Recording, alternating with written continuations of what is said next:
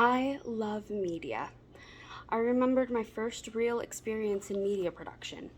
During the summer of 2009, little May took her mother's laptop and produced a Harry Potter fan edit. I spent the entire morning editing a video while my mother was sleeping on vacation, and I loved it. Robert Greene's first strategy for finding your life's task is to return to your origins.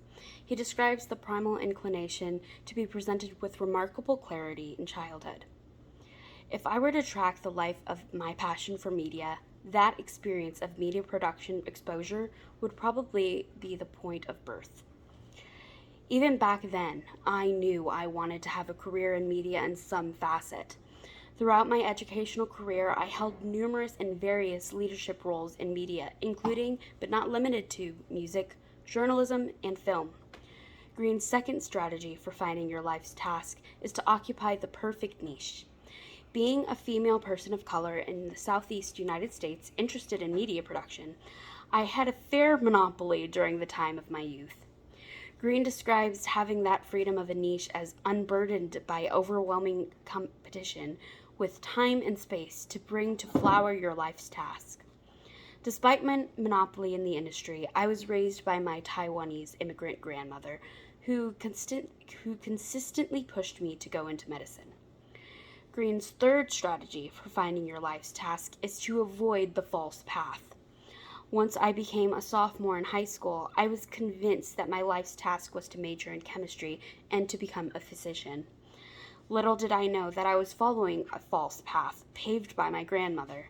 Throughout those 4 years, as stated, I experienced a kind of emptiness inside that I was hoping to fill with false love of public approval. I followed this path all the way up until my second semester of freshman year in university. That was when I became a servant to myself with some deep introspection, and I realized that my passion did not lie in chemistry, but instead in media. Greene's fourth strategy for finding your life's task is to let go of the past.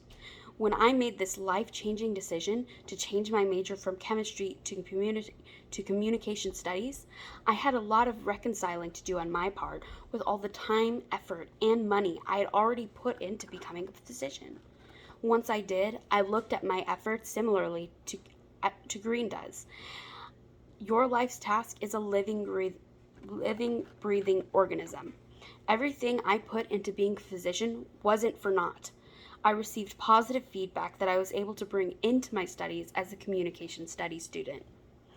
Since changing my major in 2018, I've graduated with a Bachelor of Arts in a pandemic, started my first full-time job, started my Master of Arts program in Public Relations, and I have done all this while being the primary caretaker of my disabled mother and my 15-year-old brother.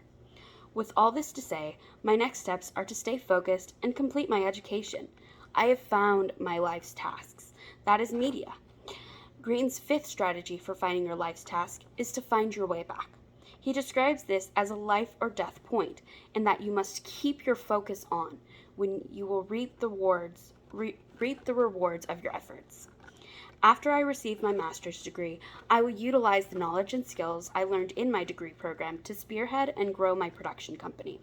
Starting now, over the next 3 weeks, I plan to achieve the following 2 SMART goals.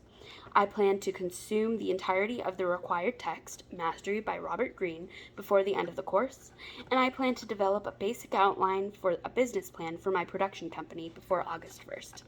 Thank you for your time.